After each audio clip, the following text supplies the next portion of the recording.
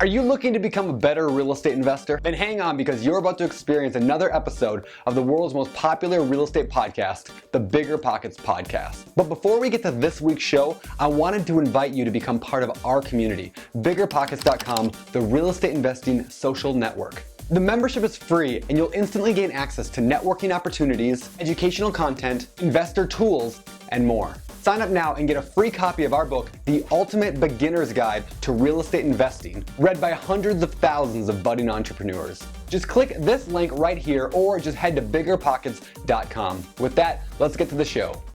This is the BiggerPockets Podcast, show 42. You're listening to BiggerPockets Radio, simplifying real estate for investors large and small. If you're here looking to learn about real estate investing without all the hype, you're in the right place.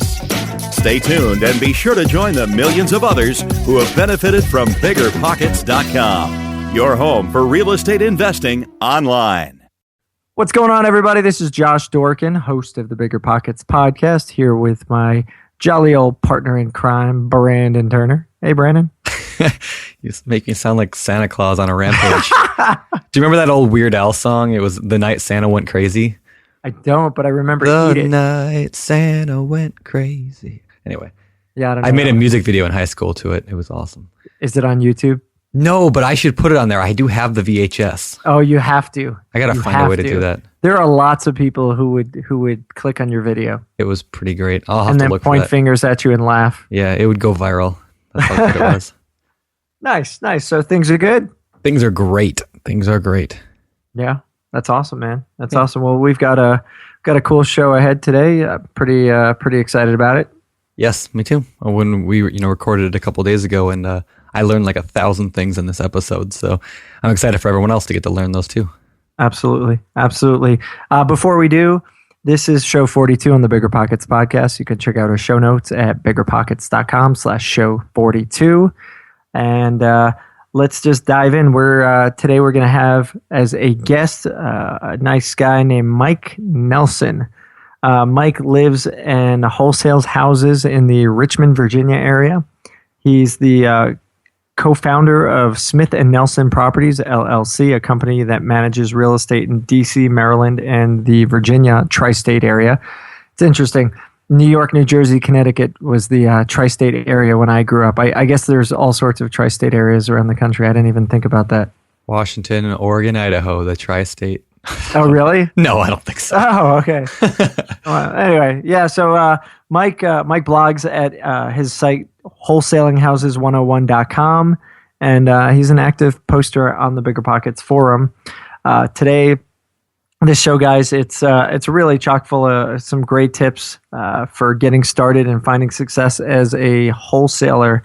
If you have not yet done any wholesaling, this is definitely going to be a great show for you to pay attention to. Yep. Of course, make sure to come and ask Mike any questions you have on the show notes, again, at biggerpockets.com/show 42, and you'll be able to find links to all the useful stuff that we talked about. So without further ado, I'm going to give a quick plug to giving us some feedback on the iTunes system. Leave us a rating and review there. We love those. They help us get more visibility for the show. We're now exceeding 14,000 listens per podcast. So the show continues to grow. It's awesome. So anyway, let's get this guy in on the action. Mike, how are you? Welcome to the show. Good to have you. Hey, thanks for having me. Yeah, we're glad to have you. Let's do this. Let's go into it. Why don't we start at the very beginning? How did you get started? Like, what's your pre-investing era look like? Well, the way that I got started in real estate was pretty much reading Rich Dad, Poor Dad. A good friend of mine, he told me I graduated college in 2009. We were roommates, and he told me once we started work, and he was like, this is not for us. We can't do it. I said, you know what? I feel the same way. He said, I want you to read this book, Rich Dad, Poor Dad. And after reading that book, I called him back. I said, we have to get started in the real estate. We have to get into this assignments of contracts, wholesaling. So we went out there and did a little bit more research, did some research on it, and actually got out there and got our first property under contract. To make a long story short, what happened after that is we lost $2,000 because we didn't know what to do. Oh. And I like to tell people that was an expensive education right there. Because what happened was we lost that money to the seller. He took it, he ran away with it, he told us he was going to sue us. It's just a bad situation. So after that, we went out there and did some more research and tried to learn about wholesaling and assignments of contract. And that led us to where we're at right now. Okay, I got to dig in a little bit. $2,000, not inconsequential. How did that go down so that folks listening don't pull off the same mistake that you happened to fall into when you did this deal? All right. First off, the deal was a great deal. The seller ended up selling the property, and the person who rehabbed it and renovated it, they ended up making over $150,000. So we was set to make around $22,000 on the property. And, we didn't know a lot, but we knew that this was a good deal. We got the property under contract, and the seller, he told us that he wanted to get the earnest money deposit through PayPal. Okay. He didn't want us to send it to an escrow, to a title company. He said, I want to make sure that you're serious. He knew that it was a good deal. Come to find out later, what happened was they were going to foreclose, they was going to sell his mother's property at tax auction. It's a story behind that, but he didn't want to deal with our title company. So we sent him the money through PayPal. And then what ended up happening was he gave us the contract. He didn't like our title company, and he said, I'm not going to settlement. We had a buyer lined up and everything, and we was about to go to, closing. He said, I don't like this guy. Let's switch title companies. And he left with our money. Wow. So, but you said now that he was talking about trying to sue you. Seems it might be the other way around here with this guy running off with your money. Well, the story is what happened was he didn't get along with the guy at the title company because the property was his mother's, and he was trying to get paid off of selling the property. And the guy at the title company, he said, this doesn't seem right. I don't like what's going on. And being that he would not let him go through with the transaction, the guy, he said, I want to go deal with somebody that's going to let me do this and get paid off of it. So, being that we didn't do that and we used our buyer's title company, the guy at the title company told us, he said, I will not let the buyer buy this property if you go to a different title company. And we had it locked up. The contract was getting ready to end. We wanted to see it close. So I tried to work it out. It didn't work out. He said that he was going to sue us for breach of contract because we didn't want to change title companies. And the guy at the title company who was getting ready to close on it, it was his fault. So, he claimed that he was a lawyer. We didn't know what we was doing. We didn't have an LLC. We didn't know anything. We were scared. So it just worked out that way. We lost the money. And sounds like an all around cluster. It was. Wow. All right. So this didn't work out well. Do we go and give people $2,000 from PayPal up front, or do we stop doing that? Never. Okay. I'm just making sure because we got people listening.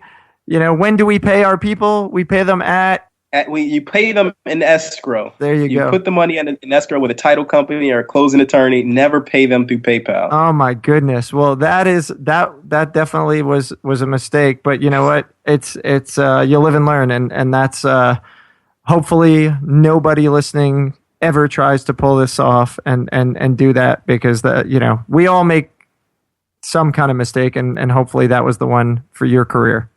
Yes. So what did you do after that then? You said you went and got more education, like you learned more. I mean, did you make money on the next project?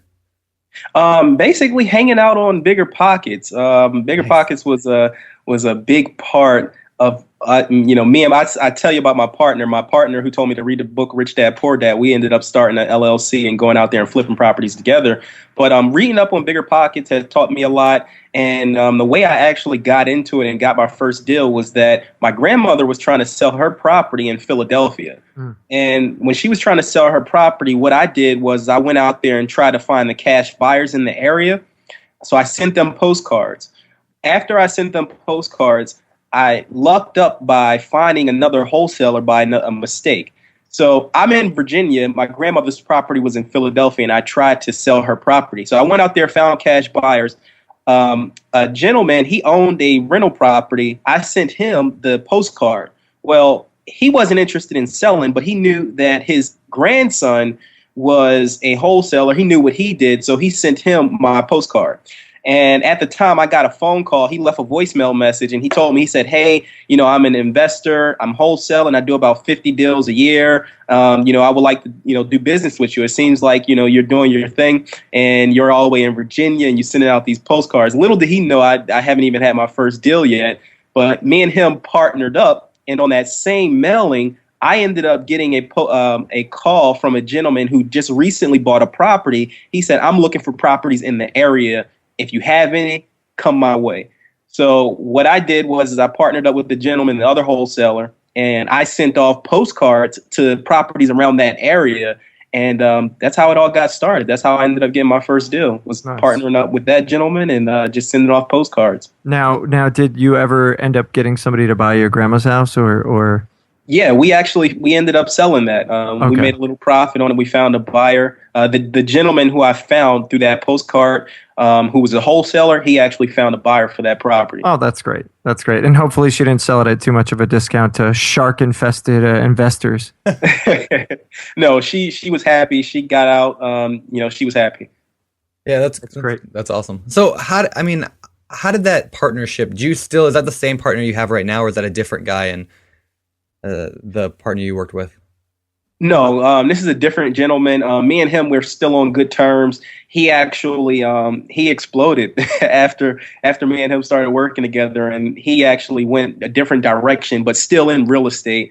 He went to a different market. So yeah, I have different partners who I work with now, but they all do the same exact thing that he would be doing for me. Can you tell us a little bit about that partnership? And just into, I don't care about the name or anything, but I'm just talking about the details. How did you guys work together? Was it like a 50-50? What did the structure of the partnership look like? Okay. First off, it was a 50-50. Everything we did, we split it down the middle 50-50. The way that I brought something to the table and what he brought to the table is when I first started with him, I didn't know a lot. I just came off that deal losing $2,000. And the way I got started with him is I'll get these people calling me after I sent off the postcards. I didn't really know the market. I didn't have MLS access. So what I did was I sent the properties over to him and I say, hey, what do you think? And then what he'll do is he'll say, you know what, if we can get it at this price, we can probably flip it. It'll be a good deal. And that led to all the deals that came in. I'll send them over to him in an email. And he'll say, hey, this is what we can offer. We'll call the seller back, offer it, set the appointment up with him. And then he'll go out there, take a look at it, get it under contract. And we'll put both of our names on the contract. And then he'll find a buyer and we'll close on it and make 50% of the assignment fee. Okay, cool. And so just for clarification, I just want to make sure, some people, when you say flipping, you're referring to like flipping contracts, correct? Yes, wholesaling contract. Yeah, because I know some people say flip and some people say wholesale, and so those listening, I want to make sure that everyone's on the same page, that you're talking about wholesaling, or flipping contracts. So okay, cool. Yeah. So why did you choose wholesaling? After you read Rich Dad Poor Dad, what made you think, I want to be a wholesaler instead of I want to be a house flipper or a buy and hold investor? How'd that decision come along? When I first got started, it seemed complex, but out of everything, investment properties, actually going out there, renovating properties, this seemed like it was it was the easiest way to get into real estate investing. So that's how I came upon the wholesaling aspect of, flipping contracts. And I said, I'm going to do this. I got to tell you, so I'm listening to, and I'm thinking to myself, the tactics that you employed here to get that first partner seem like a pretty damn good way to go for a new investor to really attach himself to a mentor almost. So you find somebody who's been doing it for a while. You say, listen, I'll hustle. I'll put the money out on the mailings. I'll attract the leads. Can I shoot them through to you? You can help me evaluate them. And we could kind of run through the process. I mean, that's about as good as it gets. It sounds like to me. Yeah, and it definitely is. And I do this in several different markets. And what I came to realize is that For some people, it's, it's a good thing as far as the other investors on the other end. But I've found where I'll go into other markets and I'll say, hey, I'm going to bring the leads and I want you to evaluate them and go out there and look at the property. And guys would just be like, I'm not going to pay you 50% for leads, 50% of the assignment fee for leads. So, if you can find that right person to work with, it's definitely going to be, their golden ticket to more deals. Yeah. Interesting. And that comes down, or kind of back to that same thing that I always say, that it's better to have, 50% of a deal than 100% of no deal. And a lot of people just don't understand that. So when you go to them and say, I want to, partner up with you and get 50%, like, I think those people are stupid to not, take you up on it. Because what are they missing out on, really? Exactly. All right. So, and you mentioned that you work in other markets. Does that mean that you are virtually wholesaling, or does that mean how does that, what are you doing? Yeah, it means I guess you could say I'm virtually wholesaling, meaning that I'm doing the same thing that I did in Philadelphia with people in other markets. Okay, and how does that work for those who don't understand virtual wholesaling? What does that even look like? Okay, what virtual wholesaling is basically I'm doing all of the marketing, like I told you guys about before, and I have to I like to call them, my boots on the ground, my guides who are going to go out there, tell me what the value of the property is, and they're going to go out there, get it under contract, visit the properties, and find buyers. So what I like to do is I like to find individuals like that in other markets, and then I'll work with them. And how do you work with them? Are you always doing a 50-50 with them, or are you paying them a fee, or how does that work? Yes, it's a 50-50 split of the assignment fee. So, if the assignment fee was $5,000, they'll make $2,500, I'll make $2,500. Okay, and how do you divvy up? I mean, you talked a little bit about that earlier, I know, but I'm just kind of rehashing it. But how do you divvy up roles exactly? Because I'm working with a partner a little bit right now. We're just kind of getting started with some wholesaling, I guess. And so I'm wondering, how do you define? I mean, who pays for what? Who is in charge of mailing? Like, how's that all look? Yeah, and the way that we like to do it is I'm in charge of mailing. I handle all of mailing. I have an assistant who takes the calls, sets appointments for them, and their main role is to get the property under contract, visit the property, and find a buyer. So we take the pre-screening, and they take everything after that. Okay. And so do you pay 100% of the marketing fees then, the direct mail or whatever you're doing? Yes. Okay. All right, cool. And I definitely want to touch on your direct mail stuff. So I guess why don't we go into that? I mean, we've talked about wholesaling before and flipping contracts on the podcast before, but I like to ask everyone kind of what your exact process is. So why don't we just go very basic from the beginning, how you do things? Maybe like start with marketing. How does that exactly work? You said postcards earlier. Yeah. When I first got started, I used absentee postcards. And what I realized was that when I'll talk to a seller, they'll say, hey, I get a ton of these postcards, a ton of these yellow letters. And I said to myself, well, I don't want to be the, second, third, fourth guy there. I want to be the first guy there. So that kind of led me to reaching out and trying to find other sources of leads. That's when I got into, back property taxes, code violations, evictions, probates. My favorite thing to do now is I have a guy who created a tool for me where I'll scrape the websites for people who owe property taxes. And then I'll take that list and then go and I'll scrape their addresses from public records. So that's my new source of leads right there is back property taxes. And I cut my marketing costs down by like at least 50% because these are targeted leads and, not just the shotgun approach where I'm going after absentee owners. Hey, so what markets are you in? Because I got a guy who's going to do that for me and I'll make you number 2 again. Oh yeah, hey, I guess I'm not the first. I want to be the first one. I'm not. That's cool. That's clever. So you're finding these folks. You're sending them out now. Are you guys internally doing the mailings, or are you using a service to do that? At one point, I used to like yellow letters, but like I said, I wanted to cut costs down. So, I just send off postcards now. Once we pull the list, I'll have my assistant, she'll upload it to Click to Mail, and we're mailing off postcards twice a week. Okay, so you use Click to Mail then?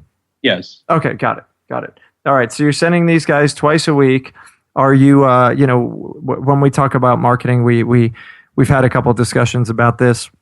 I know a lot of folks say you need to hit somebody like 6-7 times before it makes sense. But when you're talking with back taxes, I'm guessing you're probably trying to do some timing your mailings to when it's kind of getting close to the end for these owners. Is that right? Yeah, well, for that particular lead source, yes, we like to hit them in the beginning of the year and then in the middle of the year. That's when in the beginning of the year, they'll get their tax bill. In the middle of the year, they will get, they'll get another tax bill because the areas we work in, they do it, biannually, or they'll do it twice a year. So, that's when we like to hit them. Now, I do evictions as well. I usually just hit them one time because they will, they'll go to court, we'll get their information. And then, it turns out well when we just hit them one time when they first, before they go to court, that works out well. So you're talking about, sorry. Oh, I think we were going to ask the same question. The landlord? Yeah. Is that what you mean? You're hitting landlords for eviction stuff? Exactly. Yes. That's a great idea. That is a good idea. Find tired landlords, folks who are tired of dealing with evictions. Because I know, last month when I was dealing with my eviction, I mean, if I would have gotten a letter, like I would have seriously considered it because you get really emotional. And that's how my grandmother, she actually, that's why she decided to sell her property, was because she was the tenant gave her a problem. She couldn't collect money from them. And she just was saying, hey, get rid of it. That's awesome. I mean, that was that I'm gonna totally do that. So good tip. I love tips like that. That's quick awesome. Tip. Yeah, that's great. That was awesome. All right, so you wanna take it, Josh? Yeah. Okay. Yeah. All right. Back to the marketing. All right. So did you completely then disband the other tactics that where you were number two? Did you say, listen, I'm not going to deal with this. I don't even want to compete with these guys. I'm going to look for market. I'm going to focus on marketing on things that there's definitely not a lot of competition. Or are you still marketing, but you've kind of tweaked it up a bit? Well, I deal with a lot of investors here in Richmond, and this is not my main market. I rarely do deals. So, a couple of close friends here, they are looking for properties. And they're saying, Mike, why aren't you doing anything in Richmond? So just recently, this past week, I sent off an absentee mailer. That's the first time I mailed to absentees in about, it's been probably a little over a year, maybe. So, absentees are definitely great sources because it's people who don't own the property that, they don't live in the property that they own. So I like absentees. I would not tell anybody not to mail them. Definitely mail them. They're good leads. Gotcha. So folks who are probably listening to the show, since this is primarily a wholesaling show, who knows? Maybe I think we're going to have quite a few newer investors. And I was hoping we could take just 5-7 minutes or so to kind of go start to finish, right? Okay. Hey, I want to be a wholesaler. I'm going to do my first deal. What do I do? Step 1, step 2, step 3. Walk me through the process really quickly.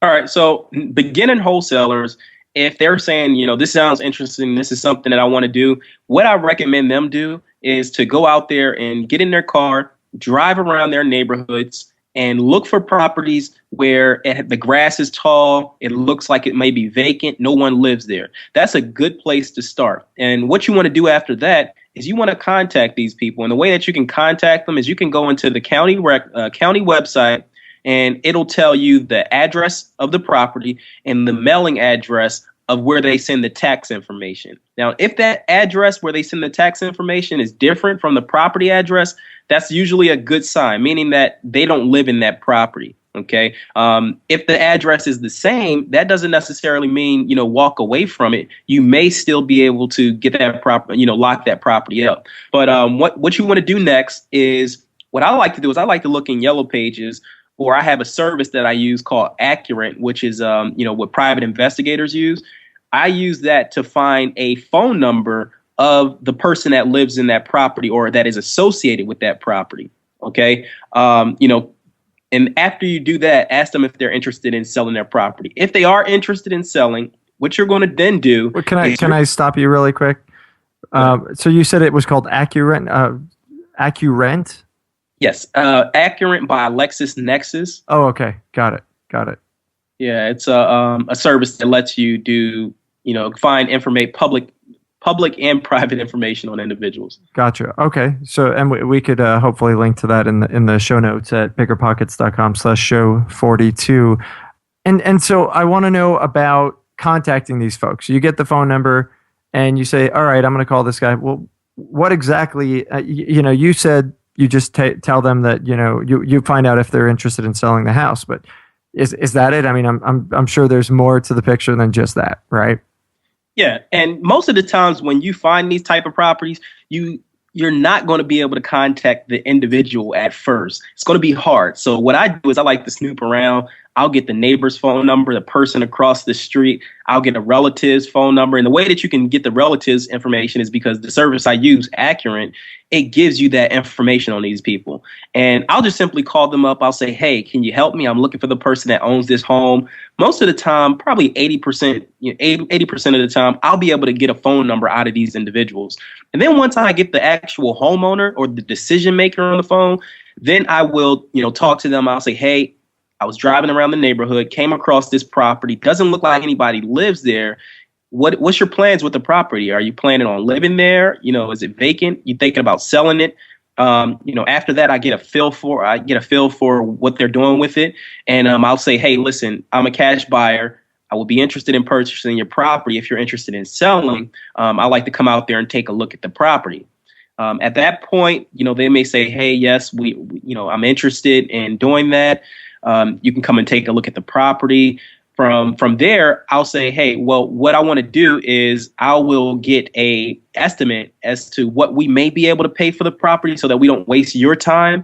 And I'll call you back with an estimate and let you know what I will be interested in paying for the property so that I don't waste my time going out there if they're thinking they want $100,000 for the property and I'm around $20,000. Yeah. So, to get my estimate, what I'll do is I'll look at the recent cash sales in the area.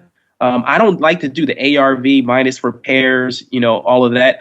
I like to go after what investors are willing to pay for properties. And I'll look at the sales from the last 6 months, absentee-owned properties, meaning that the person who bought the property doesn't live in it, okay? And then I will, see what they paid for similar properties that are like the one that I'm, interested in. And where do you find that? Where do you find that information on the cash buyers sales? That's an MLS. Now, if for people who don't have MLS, what I like to do is, and I actually use this site right now, is Zillow. Zillow it works wonders for me in my local market. In some other markets, it doesn't work at all. But in my local market, what I like to do is I'll look at the recent sales. So the properties that are in good shape, renovated properties, I'll look at them, and then I'll look at properties that have sold recently in that area within the last 6 months that have sold for less than what that renovated property sold for. So I'm going to assume that property, okay, the ones that are selling for less are investors just purchasing those properties. It may not always be the case, but it's a good number to go by. And I'll give them a range that is between what I want to purchase the property for and what that other property sold for. Okay. And then that's when I'll say, hey, I'll be able to pay between, let's say 30 and 40,000 for this property. And depending on the condition, if you're interested, we can go ahead and schedule an appointment. If not, we can go our separate ways and I'll put them on follow up. Got it. Okay. I love this idea that you're talking about. I don't think we've had anybody talk about it quite like that. You say for beginners to start out with driving for dollars, essentially. And the reason why I like that so much is because a lot of people recommend just go out and start direct mailing. Just go out and start mailing. But you can waste thousands and thousands and thousands of dollars on direct mail if you don't know how to close a deal or how to negotiate.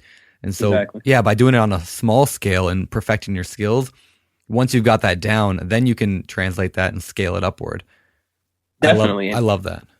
And you'll be able to practice talking to actual sellers on the phone as well. Yeah, before you're dropping thousands of dollars. So, and I think that's somewhere where these guys are new investors in particular are fearful, right? It's scary to get on the phone and talk to somebody the first time. Yeah. Definitely. I still remember Danny Johnson on the podcast we did with him. He said the first time his phone rang, he took the phone and threw it across the room at his wife. Yeah. I'm sure I did the same thing or something similar. All right. So cool. All right, so we got a deal. We got this guy. We say 35, 40K. He says, yes, let's, that could work. Now what? All right, now we'll go out to the property. We'll take a look at it. The only way that that'll change is if the property is a complete shell. That number will change. Or if the property is in better shape than what we, first imagined, we'll go up maybe a little bit. But after that, we'll tell the seller, we'll say, hey, we'll give them our final offer. Our final offer, if they accept it, we'll then get the contract signed. Once the contract is signed, we now have equitable interest in the property, so we can go out there and market it as if it's our own. At that point, we will then go out there, market the property. And I'm telling you guys how to do it as if you're doing it in your own market. As I said earlier, I do a lot of virtual wholesaling, so other people find the buyers. But you go out there, you market the property on Craigslist, bandit signs. You can send postcards out to recent buyers in the area within the past 6 months. And once someone tells you that they're interested in the price that you mark it up as, so if you get under contract for $30,000 and you mark it up to $40,000, if somebody's interested in it at $40,000, then what you'll do is you'll say, okay, you're interested in this property, give us a deposit for $1,000. We'll put it in escrow at the title company. Okay. And then what we'll do is we'll sign what you call an assignment contract. We'll sign this assignment contract. Okay. They'll purchase the property from me for $40,000 for my position in the contract that I had with the seller. Okay. Which the original contract is $30,000. In order to take my position, they'll pay me $10,000, which is the assignment fee. Okay. And do you get that? Do you get that at closing, or do you get that right then when you sign it? It's possible to get it right then, but I haven't done it that way. You can get that at closing. Okay. Most people get it at closing. So what you're going to do is you're going to take those two contracts, the original contract with the seller, the assignment contract with the buyer. You take it to a title company or closing attorney, and they will run title to make sure that the property is clear of any, to make sure that the owner is the owner, who they say they are, and make sure that it was properly transferred in the past. After that, usually title takes about, depending on what area you're in, I see it take upwards of 2 weeks, 3 weeks. It will take about between 1 and 2 weeks for them to run title. After that, they'll say it's clear. Schedule the closing between the seller and the buyer.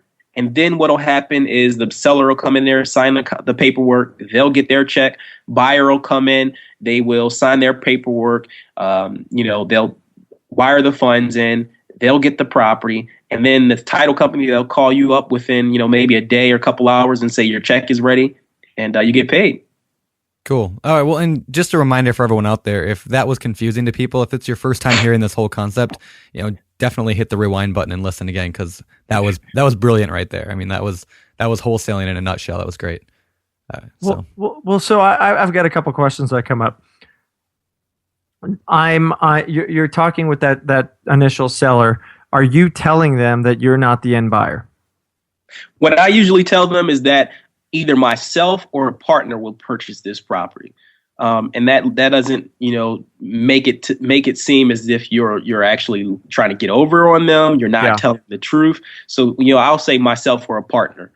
Gotcha. Okay. And have you ever had that turn sour and everything? Just say the seller get angry or just kind of lose a deal over something like that?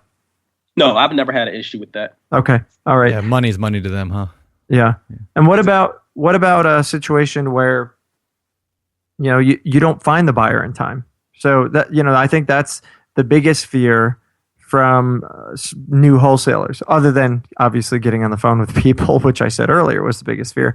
But what if you can't find somebody? Then what? How does that work? Now, one thing you want to make sure you do before you even consider this is make sure you have the right contract that has an out clause for you. Because without an out clause, then you could possibly be sued. So if I do not find if I have a 30-day contract, if I don't find a buyer within 15 days, I will then let the seller know, hey, we may need a discount or a continuance on this property.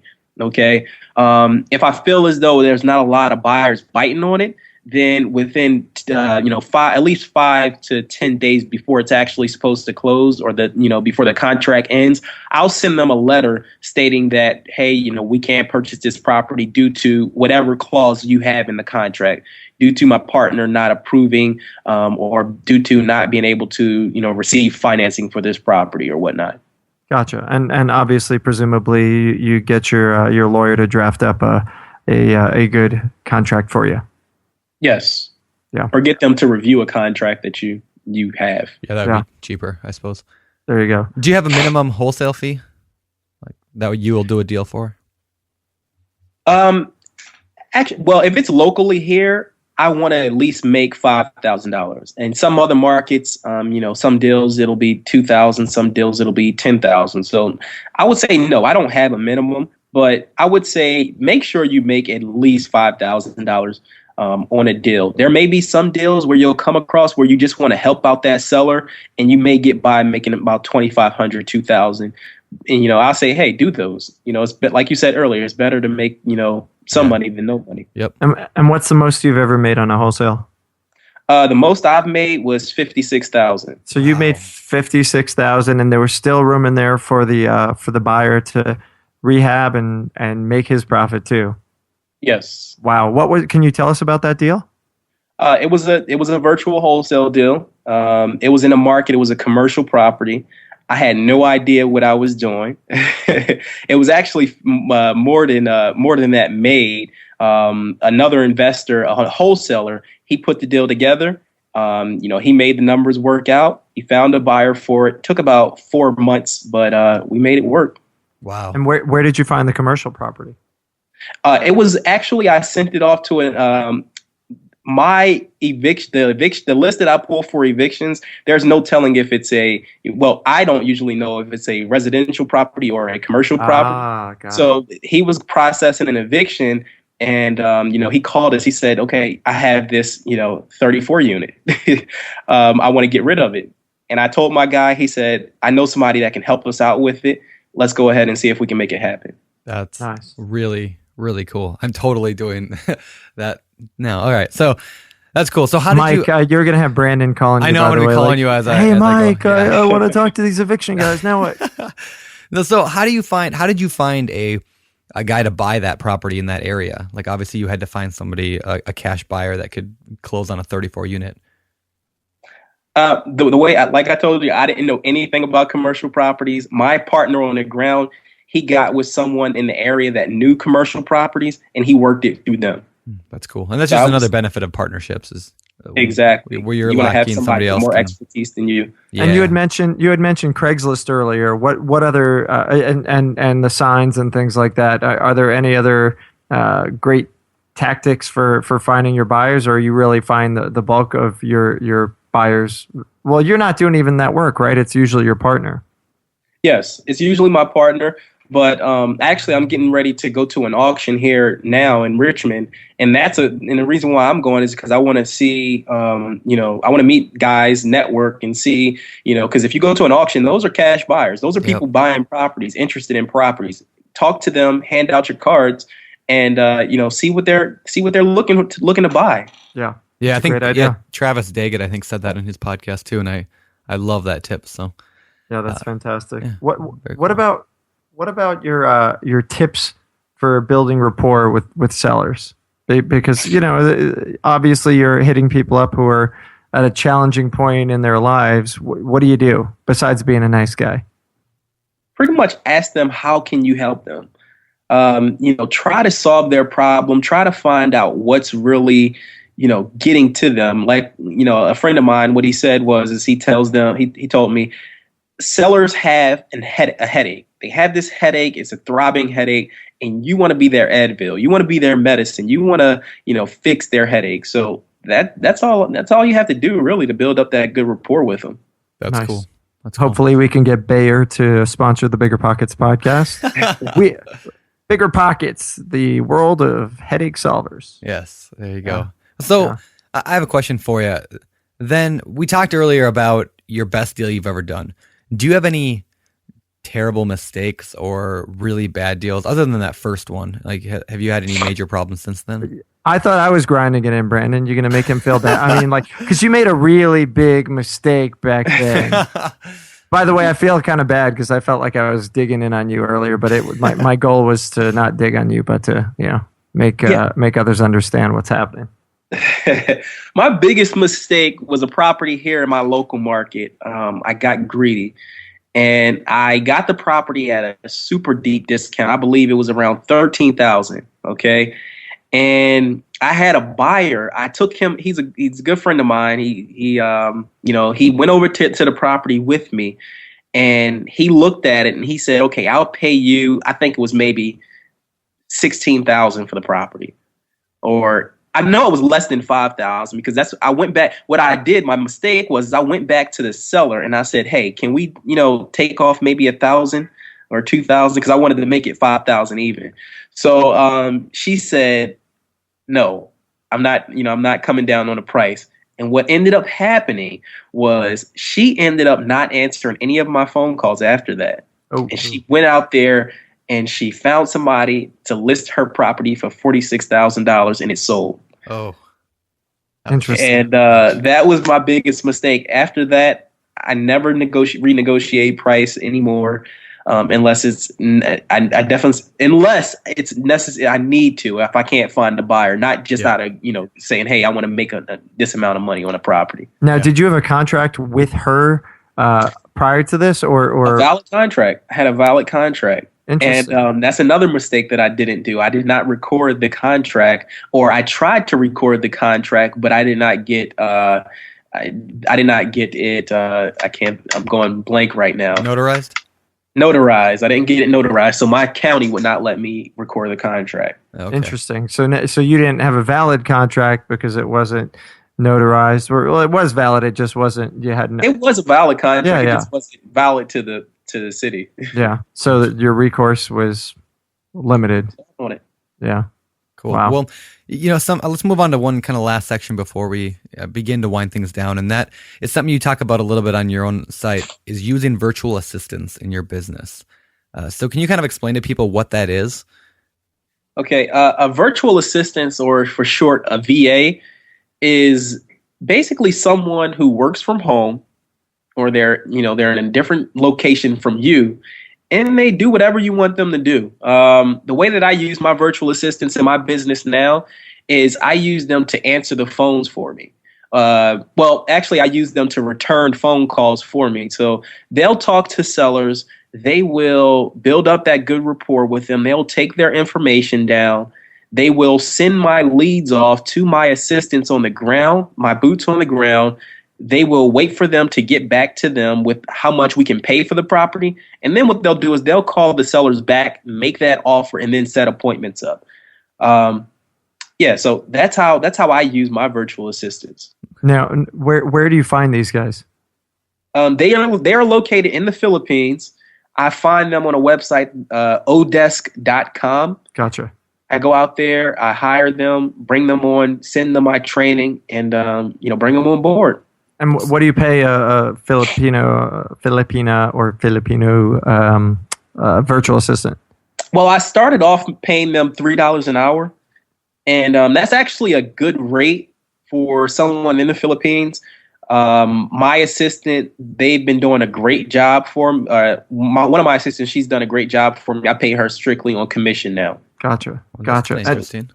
And how's the English? I mean, I know most people go to the Philippines because, English is a primary language there, but is there any confusion, or is it straight, you feel like you're talking to somebody in the Philippines? No, it's their English is it's great.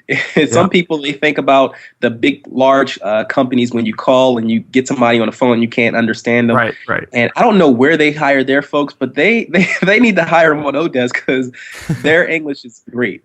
Nice. Oh, that's good. Do they work then? Because you're on, I think it's a 15-hour difference or something like that. So is that what it is? Something 13. Like that. Okay, yeah. Yeah, it's 13 hours. Okay, yeah. So how does that work for day night? Do they work overnight then on their time? Yes, they work overnight. The way that my assistants work is they don't answer the phones for me anymore. I have a call service who answers the phones for me. And then they will, I have it set up where it's a Google form. They'll type the information in. It'll go into an Excel spreadsheet. My assistant will then get all of the information and forward it over to our partners on the ground. But the way that they work is they used to work from 8 a.m. to 12 p.m. and then from 5 p.m. to 9 p.m. because what we realize is that they can catch the people in the morning before they go to work, or they can catch them in the evening when they come home. So that's worked out great for us. So. Okay. And how do you make sure your virtual assistant is actually working? I had a virtual assistant that I hired she said she was working 40 hours a week and she maybe did 2 hours a week. So I fired her and got a new guy, which he's doing better, but still probably not working 40 hours a week. Yeah. How do you? But the way that I like to do that is I put a lot of trust in people. And one of my assistants, she's one of the best assistants that I have. She's worked with me in far as hiring other virtual assistants. And she said that the reason why she wanted to work with me and she liked working with me is because I trust her. And I gave her, I didn't track her time. I didn't go out there and put her on one of those tracking softwares, and I was open with her and I communicated. So the way that she put it was, I love working for you. You know, you're not always on my back about things. You let me be flexible. And, you know, that's what they want. They want someone that's flexible, and I don't keep track of their time. I can tell by how much work they're putting in and the output to say, okay, you know, if my assistant is working 30 hours a week and I'm paying her for 40, if she's doing a good job, I'm okay with that. Okay. So then last question I have about that. If somebody wants to go get a VA and they want to use Odesk, do they go on there and search for somebody's profile, or do they go put a posting on how should somebody start that process today? The way that I like to do it is I like to do both. You can go out there, you can put up a job posting, but then also what I like to do is I like to search for assistants that have experience. Someone they told me, they said, make sure you find someone that has experience. And that was the best. It may seem simple, but that was the best advice that I received, because once I went out there and started looking for people with experience, then, you know, my whole outlook on hiring virtual assistants just changed, because when you bring someone on your team that has experience with call centers, then you don't have to train them as much. Yeah, that's cool. That's very cool. All right. Well, why don't we move on to the fire round? It's time for the fire round.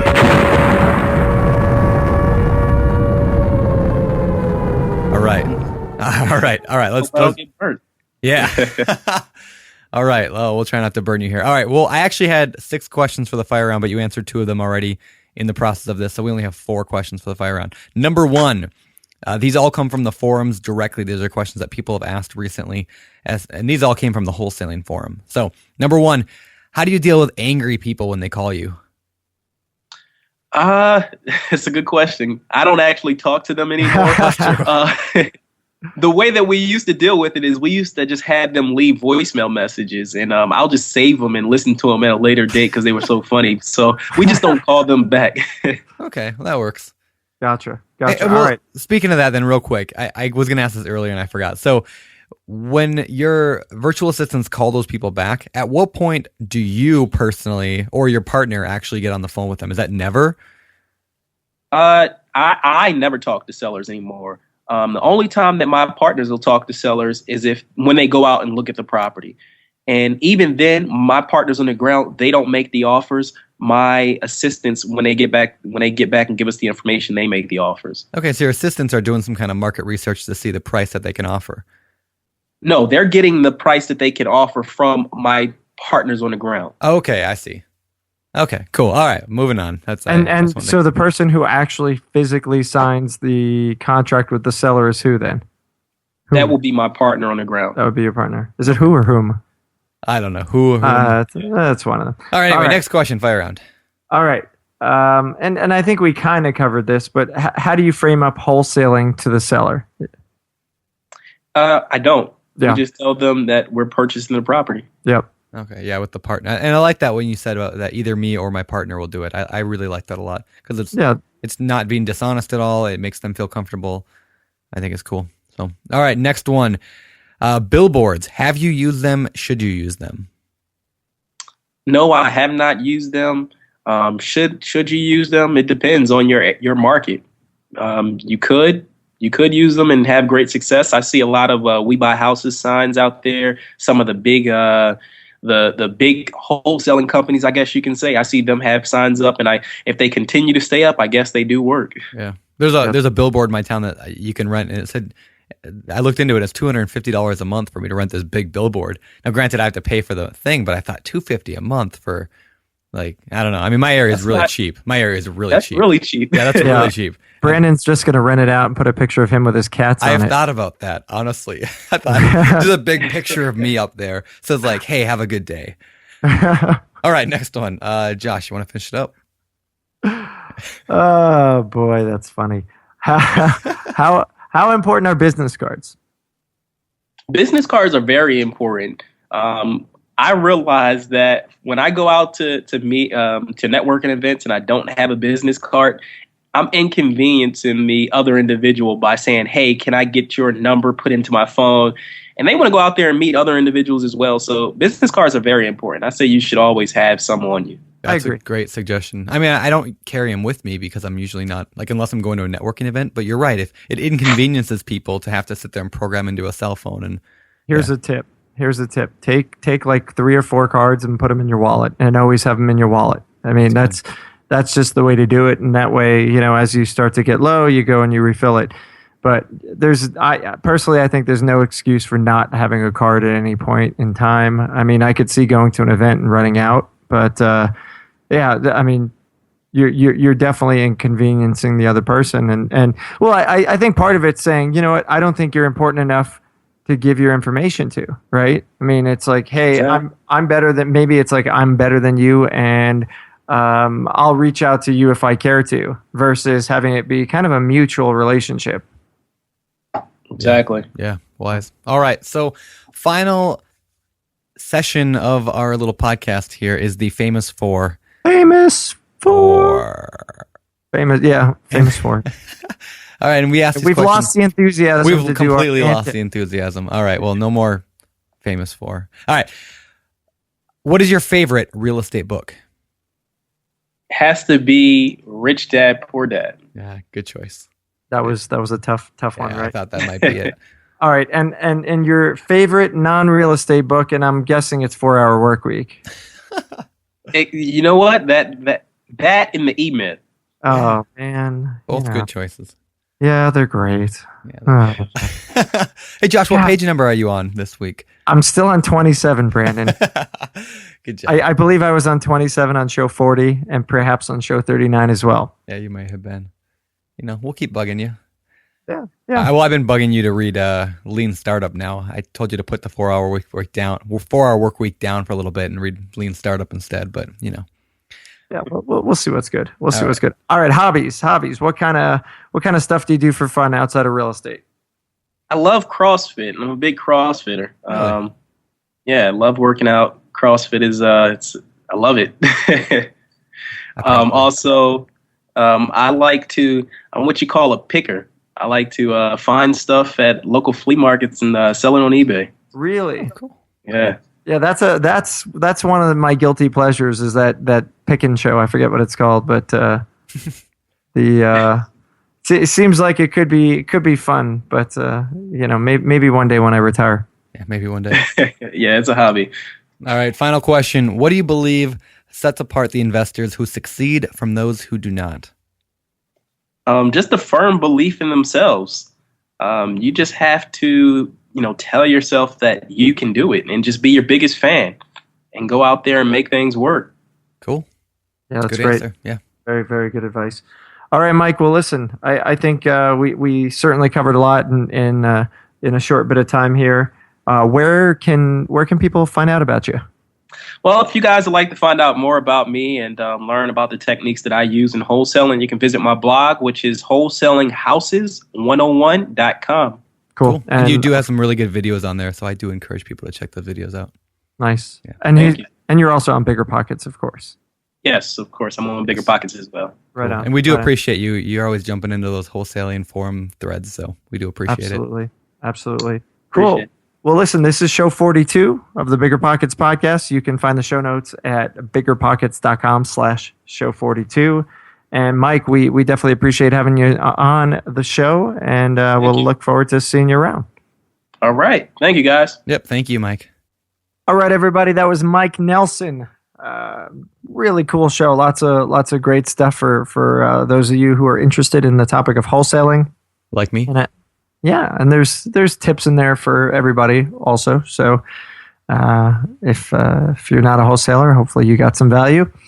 Anyway, we definitely appreciate Mike's time, and hopefully you enjoyed it. Make sure you ask Mike any questions you've got for him on the show notes at biggerpockets.com/show 42. Find him on his profile. We'll have a link to that on the show notes. And come connect with us on the usual networks. Of course, the most usual one being Facebook. BiggerPockets. Oh. You're fired. How many times have you been fired? Way too many times. You hurt my feelings. Moving on. Now I'm going to cry. Won't be the first time. Won't be the last. Far from the last. Yes, so connect with us on BiggerPockets and come hang out, do some reading, share your thoughts. If you're just a browser, if you're just somebody who doesn't engage, you're missing out. Jump in and hang out. But yeah, then can hang out on Facebook and everywhere else and come play with us there too. But I don't know. I think that's all I have to say for today. Brandon, do you have anything? I got nothing. Clearly, you don't have anything to say, so I'm just going to go on. What? I'm sorry. Did you say so? It's what? I'm speechless. You're never at a loss for words. I am at a loss for words. Time to go. Well, I'm Josh Dorkin, signing off. You're listening to Bigger Pockets Radio, simplifying real estate for investors large and small. If you're here looking to learn about real estate investing without all the hype, you're in the right place. Be sure to join the millions of others who have benefited from BiggerPockets.com, your home for real estate investing online. That's a wrap.